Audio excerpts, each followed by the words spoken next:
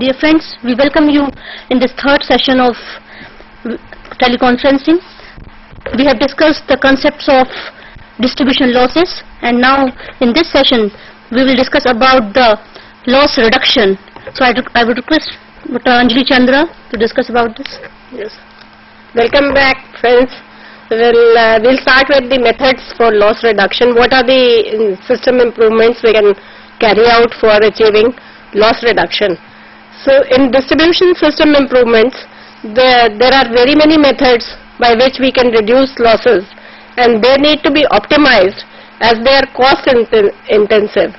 So they can be classified as short-term measures and long-term measures. Short-term measures are those measures for loss reduction which can be taken within a short period of time, that is within 1 to 2 years, and they involve measures for immediate improvement and reduction of losses in the system. These short-term measures which we can consider are network reconfiguration, network reconductoring, preventing leakage at insulators, employing automatic voltage boosters, load balancing and load management, capacitor installation. We'll go into these one by one. Improving joints and connections, laying additional link lines, increase in HT-LT ratio, and adoption of high voltage distribution system. And then better management of distribution transformers, that is augmenting of distribution transformer capacity or by addition of new distribution transformers, relocation of distribution transformers at load centers, balancing loads on secondary side, guarding against excessive loss in transformers, that is we do not oversize the transformers or undersize the transformer, and sizing distribution transformers to meet their expected loading influences the transformer efficiency. So we'll first go to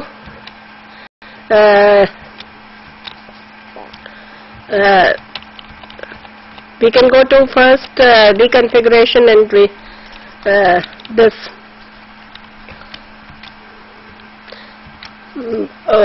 overloaded DTRs, like overcapacity of DTRs. Underloaded distribution transformers are a source for high avoidable iron losses, and we should try to load the transformers near to its optimal capacity.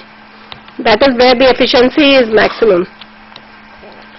If the distribution transformers are overloaded, then they are a source of high copper losses, and there the transformer capacity should be augmented.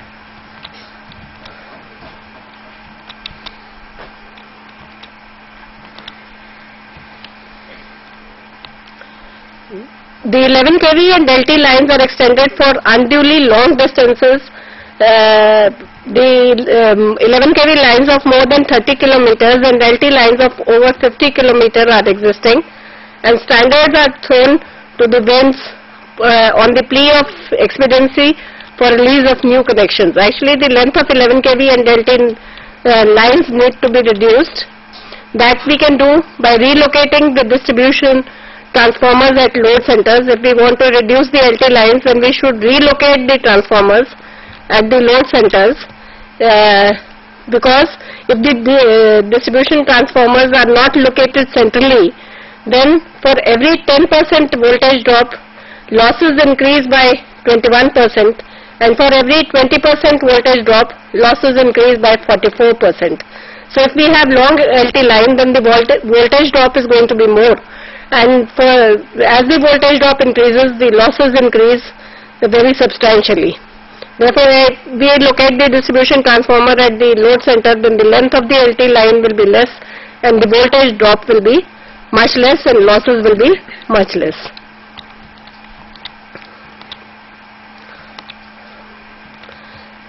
The permissible voltage variations at consumer end are plus minus 6% at LT level, and these are not being maintained at plus minus 6%. In some cases they even go as low as 10%, and when the voltage is low, then the full load current drawn by motors goes up by 15% for every 10% drop in voltage. Naturally, losses increase. And to improve this low voltage, we should make use of on-load tap changers. But usually these on-load tap changers are not being used by the utilities due to inhibitions in their use. That improving the voltage will definitely reduce the losses, and on-load tap changer should be made use of in case it is available. The permissible voltage variations as indicated by IE rules are, as I talked, at low voltage it is plus minus 6%. For voltages up to 33 kV, these are minus 9% to plus 6%, and above 33 kV, these are minus 12.5% to plus 10%. So this, if they are above this, then we need to operate on-load tap changers. Then load balancing is another method for reduction of losses. Load on all three phases should be balanced to have a balanced effect on the transformer. If it is unbalanced loading, then it leads to flow of current in the neutral, adding to losses. But how can it be done on an existing system? On an existing system, you can use Tom testers to measure the loading at peak time. You must see what is the loading on all the phases and try to balance it. Generally what happens is that the lineman has a tendency to give connections from the lowermost phase. Mostly the lowermost phase is loaded much more than the top phase. So what you should do is try to bring the load on all the three phases in line. And if you do that, then the current in the neutral will be much less and your losses will be much less. Then there is a new invention where you can feed the current from the neutral into the most heavily loaded phase. But that has yet to take off. Some pilot projects are being taken up in India, most probably in NDPL and West Bengal. But that system is yet to come in the market. So that can also be used through a current balancing transformer. But at the moment what you can do is use Tom testers and balance the load on all the phases.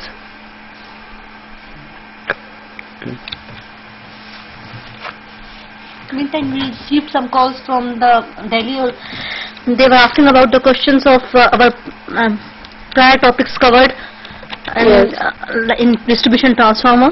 Yes. So we request you to please, if you have any doubt, you can contact at email ID of Mrs. Chandra. Her email ID is anjuli_cea@yahoo.co.in. So please mail us your questions. Now I request. So we were talking about loss reduction in transformers. What can we do? So we can have regular maintenance of the distribution network. We should improve the joints. We should have creation of primary substation. As a short-term measure, this is one of the measures which is taken up. There is a call from Delhi too. Just Delhi, please ask your question. Madam, what should be the minimum permissible current in neutral? Minimum permissible. Minimum permissible current in neutral, actually there is no permissible level. In a totally balanced system it should be zero. That should be the ideal case, but since it is due to unbalancing, the current does come into the neutral. As you say, minimum there is no level prescribed, but ideally it should be zero. In a balanced, totally balanced system, it will have to be zero. The question of prescription does not arise in this case because we do not want the system to be unbalanced. Exactly. Therefore, it must be zero. That's what I'm saying, that the ideal value is zero. Our effort has to be to minimize this. So there can be no permissible minimum level of current in the neutral actually. It's like saying commercial losses. What is the permissible level of commercial losses? commercial losses should be zero, so you should not permit any commercial loss. There is a call from Bhopal. Yes, Bhopal, Yes. please ask your question. हाँ जी, hello हाँ जी, बोलिए. Hello Yes, ask your question. ये wire capacitor provided in the distribution system. Okay. Why the capacitors are provided? Okay, capacitors are provided in the distribution system to take care of the, to improve the power factor. Actually, the loads in our system are inductive in nature. The motors, the air conditioners, the CFLs, the fluorescent tubes, they draw inductive power. And if we can provide this inductive power through capacitors or generate it at the generators. So bringing all this inductive requirement, inductive power requirement, right from the generating end is very expensive. Because if we bring it from the generating end, then the current in the conductors increases. The kVA will increase, not the kilowatt, but the kVA will increase, and you will have higher current and higher losses. So we provide capacitors to provide this inductive requirement right at the consumer end, or wherever feasible. If it is not feasible at the consumer end, then on the feeder. So capacitors are provided to take care of the low power factor. This inductive requirement causes a low power factor in the system. And we want to bring this nearer to unity. That is why capacitors are provided. And we'll come to this in detail later on as one of the measures for reduction of losses. So we were talking about various measures for reduction of losses in transformers. We could use amorphous core transformers or high grade of CRGO. The loss in the amorphous core is, the no-load loss in the amorphous core is about 1/4 the loss in the CRGO core. For example, in a 25 kVA. Yes, there is a call from Lucknow. Yes, Lucknow, please ask Yes. your question. Lucknow से बोल रहे madam. Hello, हाँ जी, बोलिए. आवाज कम करो. Question जी. पूछिए, volume कम ये करिए. क्वेश्चन पूछा मैडम, इलेक्ट्रॉनिक इक्विपमेंट के लिए नॉर्मली न्यूट्रल और अर्थ के बीच में वोल्टेज जीरो डिमांड करते हैं, जो कि केवल आइडियल कंडीशन में ही अचीव हो सकती है. अगर उसमें वोल्टेज ज्यादा है तो क्या उसके ड्रॉबैक्स हैं, और उसको रिड्यूस करने के लिए क्या हमको कदम उठाना चाहिए? Thank you. Over. Actually, for electronic equipment, as you said, it is very difficult to do this. So you provide in between a UPS which irons out the waveform. It makes it more sinusoidal. So you can use a UPS in between. Or otherwise you will have to balance your system so that there is no current in the neutral. So we were talking about amorphous core transformer, and the losses in the amorphous core are less, 1/4 the losses in the CRGO core.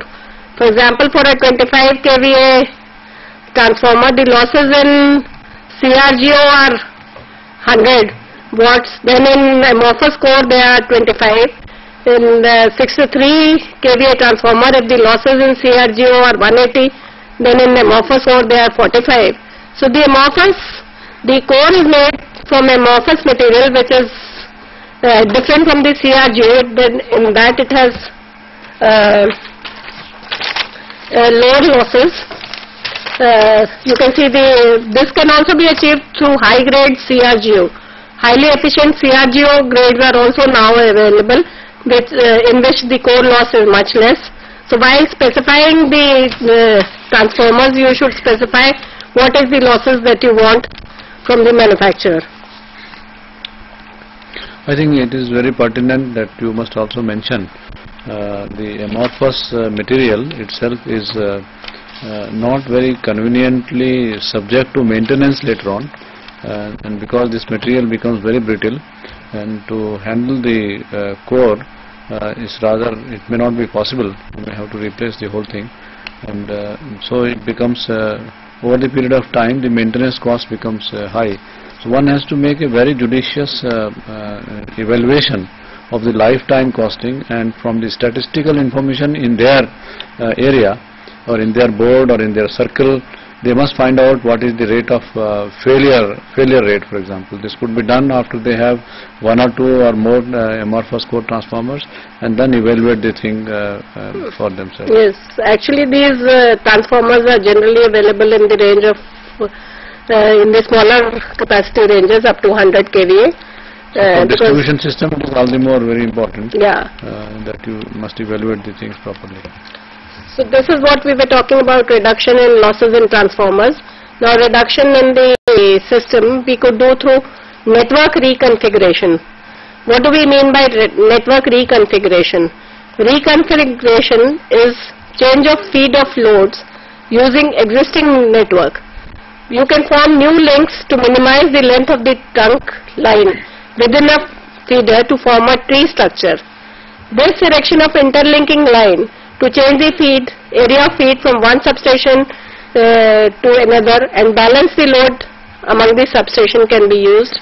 This you can do reconfiguration by either erecting the link line, bifurcating a feeder and erecting a link line to the same substation, or bifurcating the feeder and connecting it through a link line to another substation in the vicinity, so that your tail end where the voltage is much less will now not be at a distance at which it was earlier.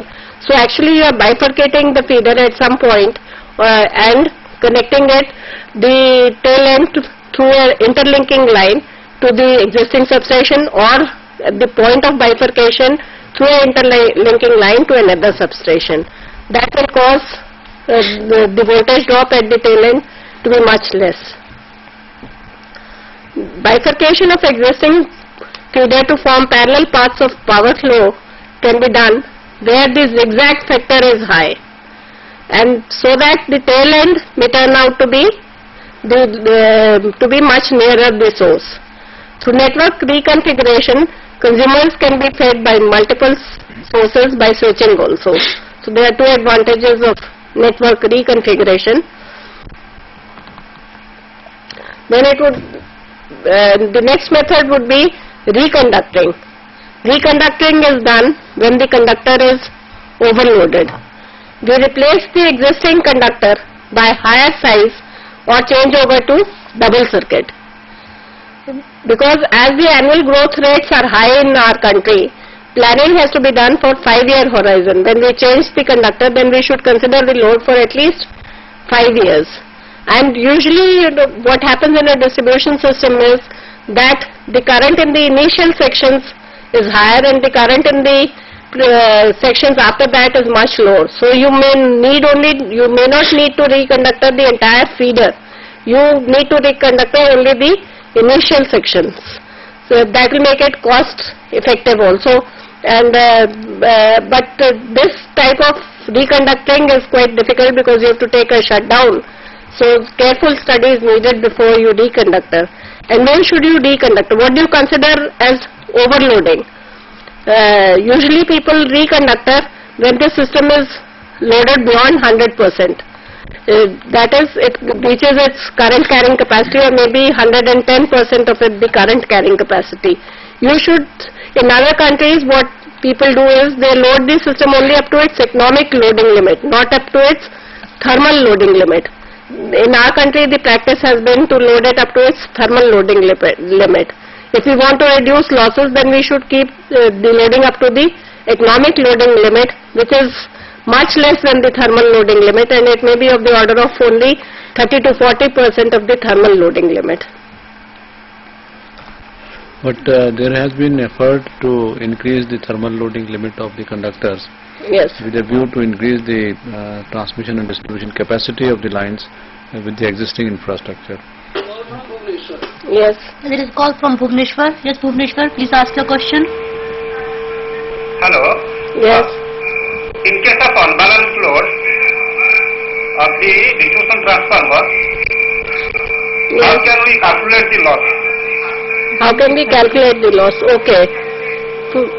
For example, if the loading in the 3 phases emanating from the distribution transformer is 15 ampere, 10 ampere and 20 ampere, then supposing the resistance of each conductor is 4 ohms, then loss will be 15 square into 4 plus 10 square into 4 plus 20 square into 4.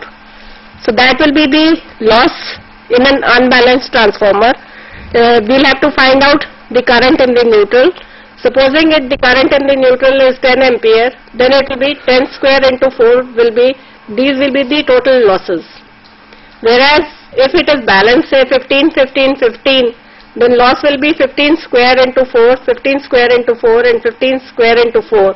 So that will be much less as compared to the earlier case.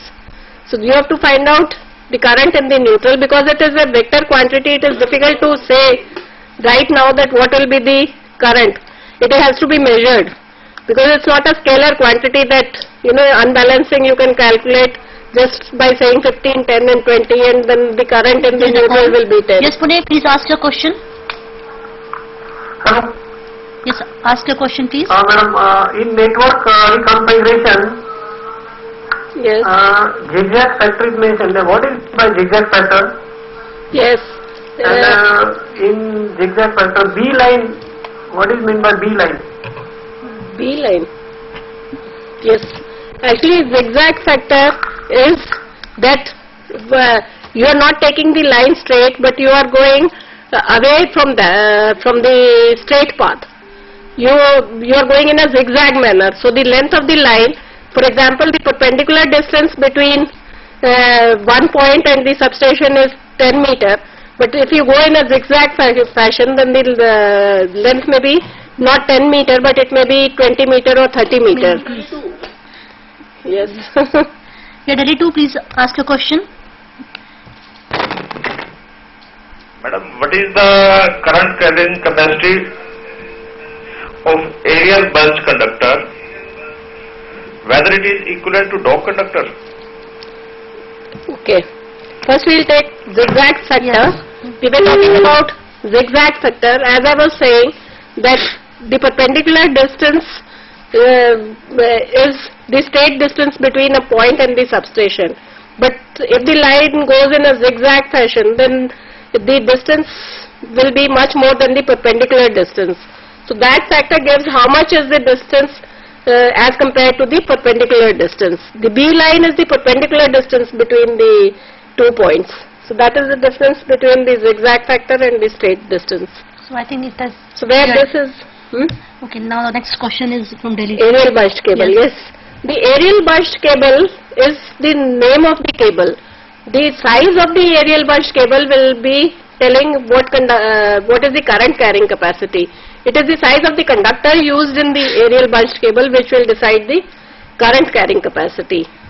So it's whatever current is used, whatever conductor is used inside the cable, it is not that the aerial burst cable has only one current carrying capacity. It is of various sizes depending upon the conductor used in the cable.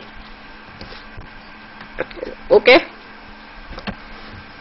So we were talking about reconfiguration and reconducting. So if we are to consider these two things, reconfiguration versus reconducting, then reconfiguration is effective only only if there is unequal loading among feeders in the network. Reconfiguration is cost effective, it should be the first choice, and voltage improvement may be marginal. In reconducting, it reduces losses and voltage drop, may be necessary only in initial sections, and change of supports may be needed. It can be done on the same supports. Yeah, there is a call from Mumbai. Please, Mumbai, ask your question. Hello, ma'am. We are not able to receive the satellite transmission here. Is there any problem from Delhi side? You are from Mumbai? Which study center or RC? Could you kindly come on phone, because there is no transmission coming. It is. Could you send the fax? You can send your questions by fax. Transmission is not working. You will have to, I think you won't check by phone. Okay, we will try to rectify it, but we are extremely sorry for this.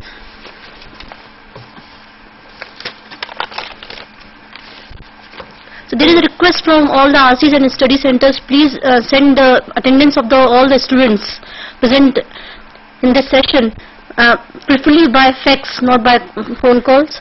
So please send. Yes.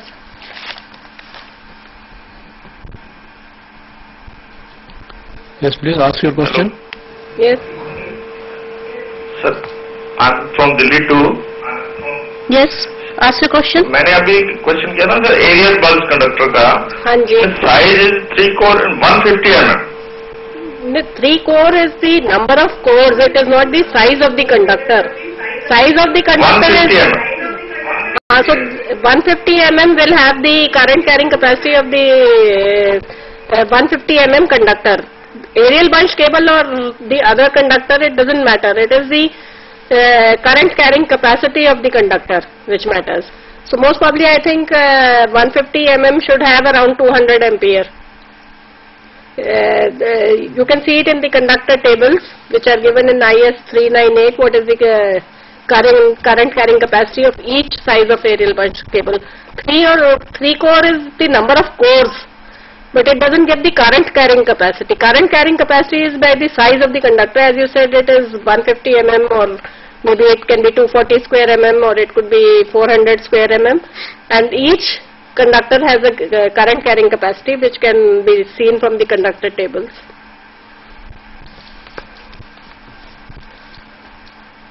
So we were talking about reconfiguration versus reconducting. In the reconducting, change of supports may be needed if for a high size conductor, or intermediate support may be required, and reconducting requires shutdowns. So reconfiguration should be the first choice, reconducting the second choice. Then load management. Actually the loss depends on the loading. So if we can do load management, or that is peak load management, then we are able to reduce losses.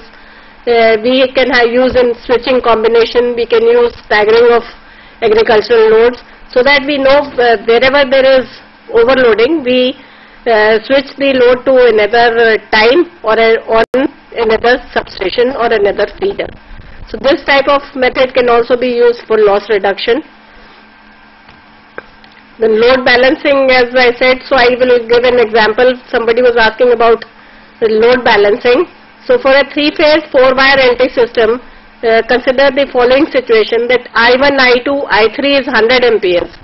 Then I neutral will be 0. For a 10% unbalance, I1 will be 90 ampere, I2 will be 100 ampere, and I3 will be 110 ampere. Then I neutral will be 17 ampere. And for 20% unbalance, because these are not exactly equal to the difference because of them being a vector quantity. This I have just worked out for one distribution transformer. Similarly, for 20% unbalance, I1 was 80 ampere, I2 100 ampere, I3 120 ampere, then current in neutral was 35 ampere.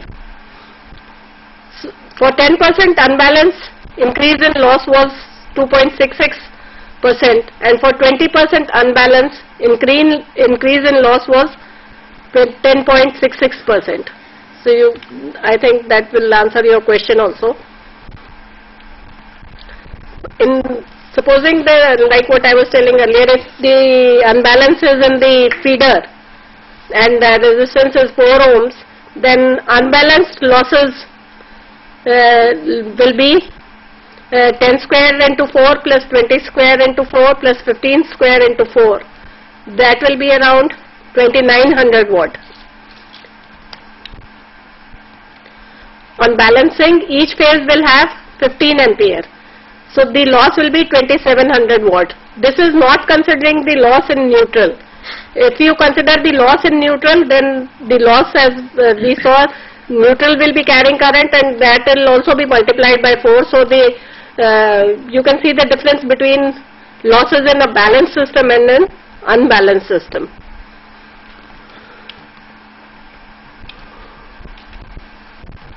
So effect of low power factor. In LT distribution circuits, the power factor varies from 0.65 to 0.75. Low power factor, as we discussed, results in high distribution loss. For a given load, if the power factor is low, then the current drawn is high, because the kVAR will also be drawn, and the current is a vector sum of the kilowatt and the kVAR equals kVA, and the current will be in proportion to the kVA. So high current means high losses, as losses are proportional to the square of the current, and loads in our system are mostly inductive. So you can install shunt capacitors for improving the power factor. The shunt capacitors can be installed across individual customers, at vantage points on LT and 11 kV feeders, at distribution transformers, and on 33 by 11 kV substations. Installation of capacitor across the customer offers the maximum advantage. But since provision of capacitors at load point is found difficult in practice, it is easy in industrial consumers, but for other consumers, that is domestic and commercial, you find it very difficult to put capacitors on each and every domestic home or commercial organization. Then power factor is improved by connecting the capacitor on the LT feeder. This can be connected along the feeder. The optimum rating of capacitor bank, pole mounted capacitor bank, can be installed on the LT feeder, and the optimum rating of the capacitor bank in distribution system is approximately 2/3 the average kVAR requirement. 2/3 requirement of reactive kVA could be installed at 2/3 length from the distribution transformer end on the LT feeder. We have shown a photograph of a pole mounted capacitor. Then if it is not installed on the LT feeder, then it could be installed on the distribution transformer. The switched or fixed capacitors can be installed on the distribution transformer. If if they are fixed, then they should be such that they do not overcompensate. Leading or lagging power factor both are harmful, and leading power factor is in fact more harmful. It will damage the equipment. The high voltages will come. So you should ensure that the compensation is such that it does not lead to leading power factors. So if you are using fixed compensation, then generally the thumb rule is that the compensation should not be more than 1/3 the requirement. Otherwise it might lead to overcompensation in off-peak periods. If it is switched capacitor, then the banks are automatically switched, and now we have that automatic power factor controller which automatically changes the capacitance according to the need. So in switched capacitors, it is quite easy, automatic switching is there, but in fixed you should be very careful. But the earlier apprehension that capacitors on distribution transformers fail is... Yes, Mumbai, please ask your question. Ma'am, I would like to know if every household install a bank of capacitors, will there be any reduction in bills?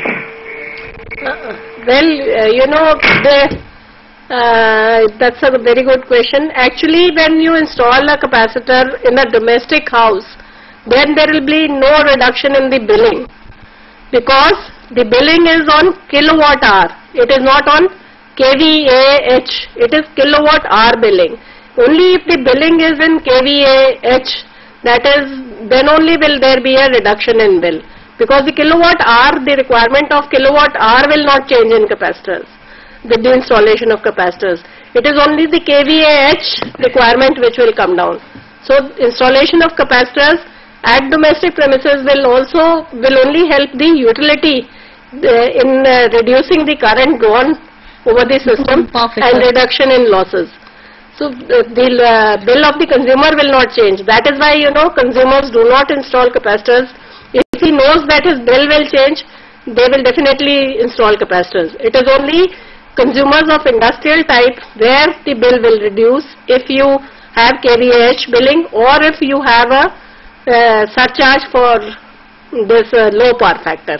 You might have a penalty for low power factor. Only there the bill will reduce, but not on ordinary domestic consumers unless you introduce kVAH billing. So we were talking about capacitors on distribution transformers. Like I said, we can have fixed or automatic capacitors. If we do not install capacitors on distribution transformers, then the next best option is to install capacitors on 11 kV feeders. You can install switched capacitor banks on 11 kV feeders, or on the 11 kV bus. If you have not installed on the 11 kV feeder, you find them difficult to maintain, then you usually put them on the 11 kV bus of the 33 or 66 by 11 kV substation. Then you install automatic switched capacitors, capacitor banks across the 11 kV. Yes. Yes, Delhi, please ask your question. Hello. Yes. Hello, ma'am. I am speaking from Delhi, Gandhi Smriti Center. I want to know that आजकल मतलब TV के अंदर बहुत से ये equipment वगैरह दिखा रहे हैं लाइट सेवर, वो लगाने से आपका बिजली का बिल कम आएगा. It is beneficial for consumer और बिलिंग पर्सन. Actually, बहुत से आइटम आ रहे हैं मार्केट के अंदर. हाँ जी. लाइट सेवर लाइट, तो it is beneficial. Actually, the equipment, we do not know what is inside the equipment which they give, for which ads are coming, like that your bill can be reduced. So it is not really clear what they are installing. Unless we know that what is inside the equipment, it is difficult to say whether it will be beneficial or not. Unless you tell me what is inside the equipment, a black box, you cannot tell whether it will be beneficial or not. So if you want me to tell you this, tell me what is inside the equipment, then we can decide whether it will be beneficial or not. I think to supplement this answer, there are many devices available in the market, and these devices are, many of them are voltage stabilizers and the control of frequency, and some of them they reduce the voltage just slightly, marginally below the rated voltage. There are equipments, appliances in the house which would consume lesser power at the reduced voltages. So automatically the bill comes down. You have to be conscious and judicious about this. Whatever device is available, get it examined. Take the help of some advisor or a consultant, for example, who knows what to do. And then, of course, one can go in for such devices as long as the supply, the quality of supply of electricity is not that good. I mean, we are approaching towards the better quality of the electricity. Yes, Bhuvneshwar, please ask your question. There are two types of conductors. One is AB conductor, other is air conductor. Why current carrying capacity is more in bare conductor than AB conductor? Okay. Why current carrying capacity is more? Is more in bare conductor than AB conductor. Because the heat dissipation in the bare conductor is more. It doesn't get heated, whereas in the aerial bunch cable there are chances of heating of the insulation. That is why current carrying capacity is slightly less in the aerial bunch cable.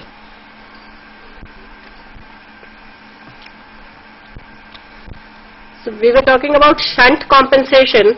Now we will go over to series compensation. Generally in distribution systems only shunt compensation is used and series compensation is not used. But the series compensation introduces negative reactance in the line. It improves voltage as well as reduces power loss. And the compensation is proportional to load and is hence useful throughout the load cycle. But why we are not using series compensation is because it needs elaborate protection.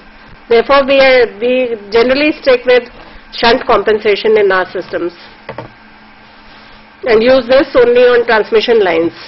And the optimum location can also only be decided by computer-aided studies, whereas in shunt compensation we generally install it at 2/3 of the line length from the transformer. That is a thumb rule, but in series compensation you cannot say that you install that series compensation on 2/3. So these are two reasons why we are not using series compensation in our distribution systems. And to boost the voltage, we can make use of auto voltage booster.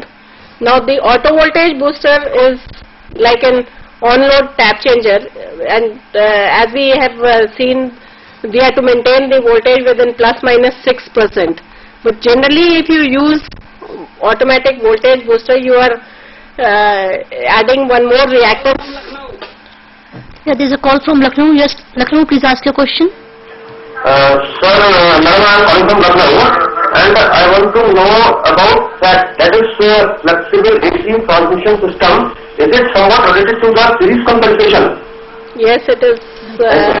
You increase the capacity of the line. That is why it is called a flexible AC transmission system by the use of series capacitors. You are absolutely This has been tried in one of the lines. So this is the time of taking the short break of 15 minutes. So we will be here in discussion again at sharp 1 o'clock, and we will discuss about the distribution reforms. But this is, we are not yet completed with loss reduction, so you can decide whether you want to go with loss reduction or distribution You reforms. can complete this one, I suppose. Distribution reform, So loss we reduction will be in is a very discussion at sharp 1 o'clock. Thank you.